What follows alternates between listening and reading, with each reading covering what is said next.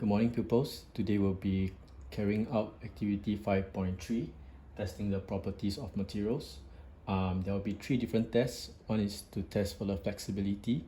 The second will be to test whether the material is able to allow light to pass through. And the third one is to test whether the material floats or sinks in water. So let's start with the first experiment. Let's start to test whether the material is flexible or not. Okay, here you have a plastic ruler and you also have a wooden ruler. Okay, so first and foremost, when you look at these two rulers, predict for me which one is more flexible. Is it the wooden ruler or is it the plastic ruler? Give you some time to think about it. Alright, so now we want to test about flexibility. So what should I do to the ruler to test whether it is flexible or not very flexible? Flexible or stiff? What should I do? Alright, so basically to test for flexibility, all you need to do is to bend the object, bend the material. So let's start off with a plastic ruler. Let's try to bend the plastic ruler. You can see that I can bend it quite easily. No effort required. Alright, now I will try to bend the wooden ruler. It's not as easy. Okay, so after having gone through the experiment, make a conclusion.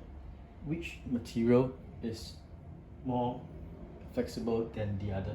Is it the plastic ruler that is more flexible, or is it the wooden ruler that is more flexible?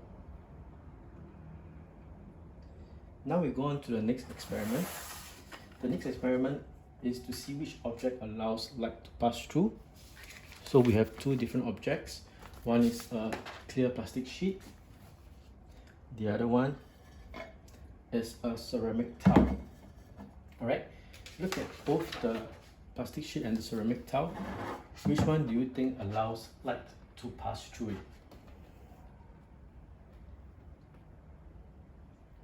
Alright, so basically using your common sense, you will see that, hey, I can see through the plastic sheet. Definitely it allows light to pass through. I can't see through the ceramic tile. I know that it does not allow light to pass through. So is there another way to test it so that we can be very sure that light passes through the plastic sheet and not the ceramic tile? Yep, we can also use a torchlight to shine on the object.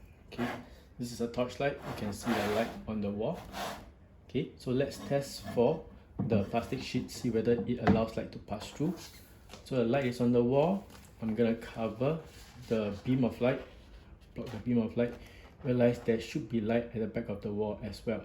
Alright, so we know that the material, plastic sheet, is able to pass through, allows light to pass through the material. Okay, so on the other hand, now I'll do the same for the ceramic tile. You realize the light is being blocked by the ceramic tile. There's no light at the back of the wall. So similarly, if I change the direction of my light, if I shine from the back of the ceramic tile, you will not see any light passing through the ceramic tile. Okay, so with that in mind, I want you to think about the conclusion. Which material allows light to pass through it? Is it the plastic sheet or is it a ceramic tile?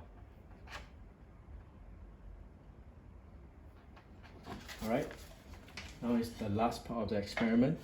We are going to find out if the object floats or sinks in water. I have with me a styrofoam ball.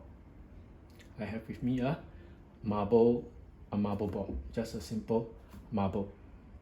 Okay, so knowing that this is a styrofoam ball and this is a marble, predict for me which one would float on water, which one would sink. And in order to do this, how do you think we can conduct the experiment to test for the object whether it sinks or it floats? Alright, simply I just need to prepare a basin of water.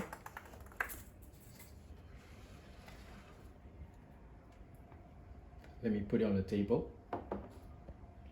Okay, so what I will do is first I will put the styrofoam ball into the basin of water to see whether it sinks or it floats.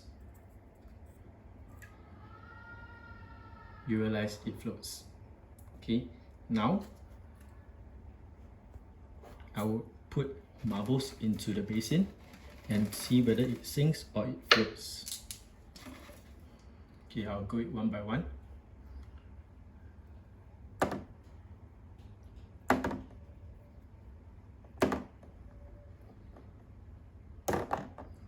Alright, so you have seen the results. You realize that the styrofoam ball floats on water, but the glass marble actually sinks.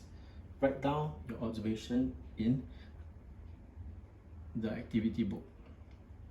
Alright, so after you have written down all your conclusions, do the reflection part. Think about why do we need to repeat the experiment by different group members.